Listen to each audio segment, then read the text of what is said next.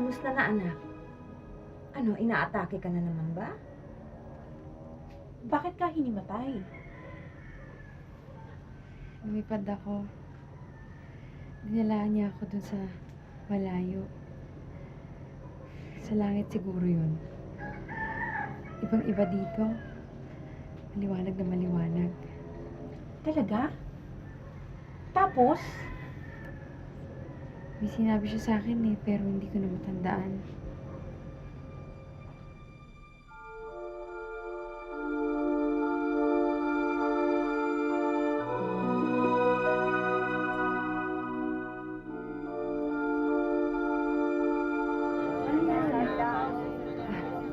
Maraming taong naghihintay sa'yo sa baba.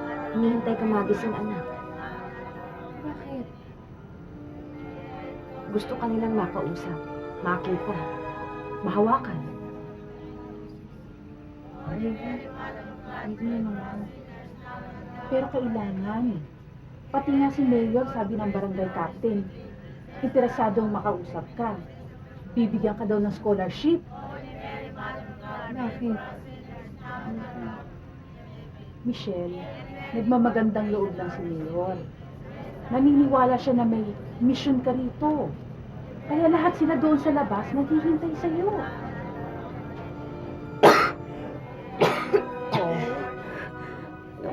Dito lang ako ha. Papahinga na ako dito kami.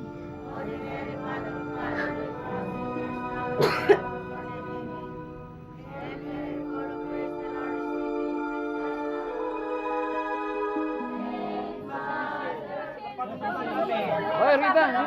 Pasensya ka na nga pala sa nangyari sa araw, ha? Rita, paano ka nang awa? Nasa taas, masama pa rin ang pakiramdam. May mensahe pa ba malabirin sa kanya? Wala masama pa nga pakiramdam. Ano ba? Rita! Tignan mo to. Parang nagdahilan lang. Kanina sukat tayo to. Pero tignan mo ngayon. Nakikipaglaro na. Rita, ang swerte naman ng ano. Totoo pala naghihimala. Sama. Magaling ng anak ko. Magaling na siya. Ang totoo niyan, nagluto ako ng kaunti. Bigay mo anak, bigay mo. Mga kasama, kayo talagang pinagpapala dito sa barangay Pinagpala.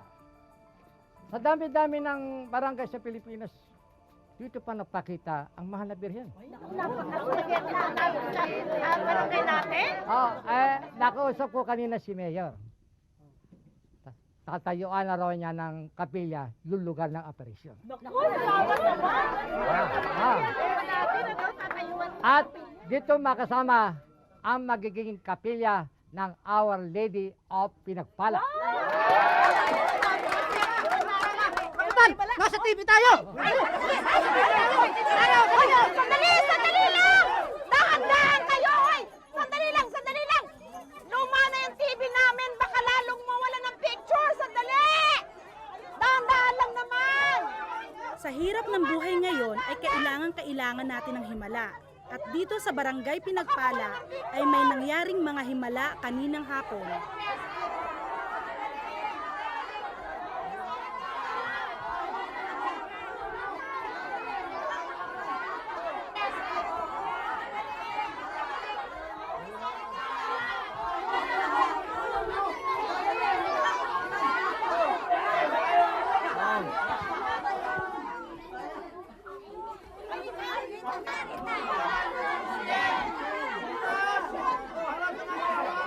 Bernadette!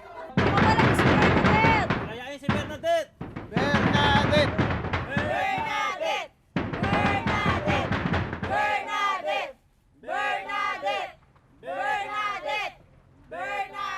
Sabi mo, nakita mo ang mahal na birhen. Hindi ko po sinabing nakita ko ang mahal na birhen. Eh di wala ka palang nakita. Hindi nakita po ako. Puting maputi. Isang babae. Isang magandang babae. Siguro mga nasa 16 taong gulang na siya. Anong sabi ng Mother Superior at ang mga mother? Panaginip daw yun. Pero hindi, gising na gising po ako noon. Nahihibang ka lang. Ilang beses ko na po siya nakikita. Hindi ako nahihibang. Alam mo, masyadong aktibo ang iyong imahinasyon. Wala kang nakita.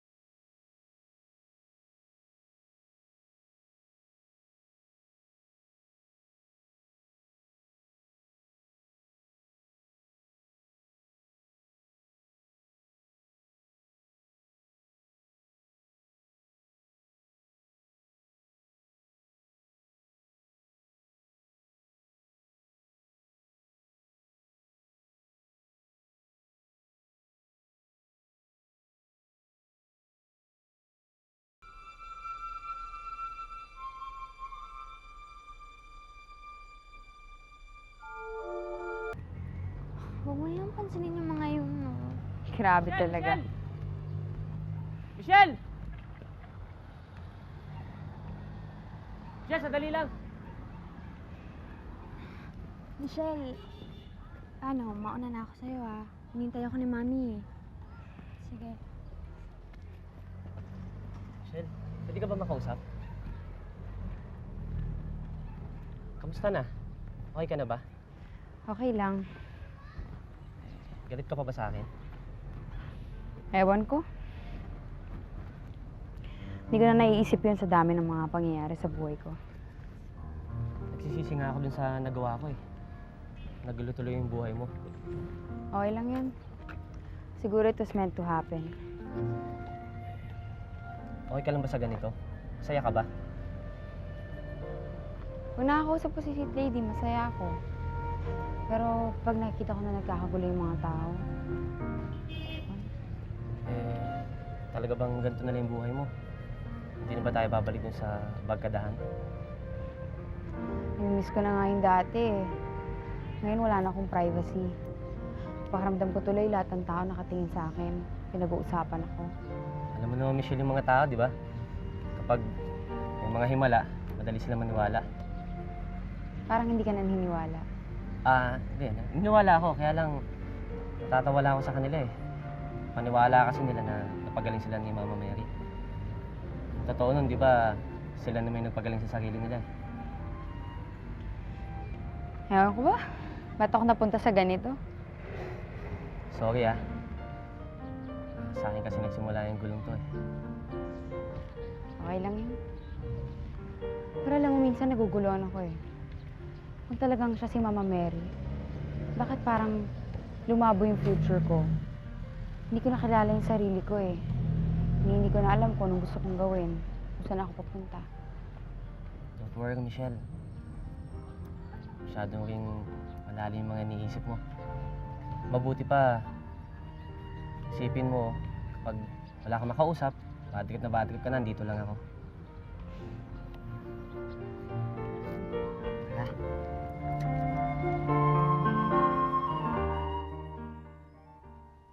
Michelle, anak, halika nga rito. Tingnan mo yung telang binili ko. Yung para sa gagamitin mo sa linggo. Bukas ang pinto kaya pumasok na ako.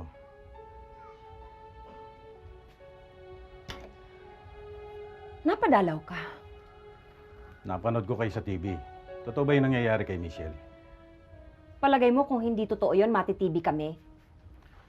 Nasaan siya? Nasa school. Yung sustento namin. Dala mo ba? Meron ako rito pero maliit lang. Ito. Kulang pa yan, alam mo, sa isang buwang baon ni Michelle. Nabalitaan ko na nag-o-offer ng scholarship si Mayor. Nagpapadasal kay Mama Mary, siguruhin daw na mananalo siya sa eleksyon. Loko talaga yan, oh. Palibhasa politiko. Tinanggap naman niya yung scholarship. Ayaw ng anak mo. Maging practical sana kayong dalawa. Sabihin mo dyan sa anak mo, kaya siguro siya nakakita ng apparition, para makatanggap siya ng biyaya sa iba't ibang paraan. Tapos tatanggihan niya. Mali yun.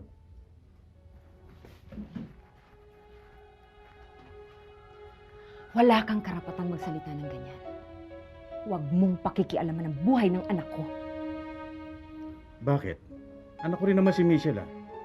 At saka kaya naman ako hindi nakapagbigay ng sustento sa inyo. Dahil gipit ako. Kahit kailan, hindi ka naman naging tunay na ama kay Michelle. Pinabayaan mo siya. Ako nagpalaki sa kanya. At saka nung magkasakit siya, mamatay-matay siya nung atakihin sa hika. Dinalaw mo ba? Ang yabang mo. Akala mo ikaw ang pinagpapala ng Diyos.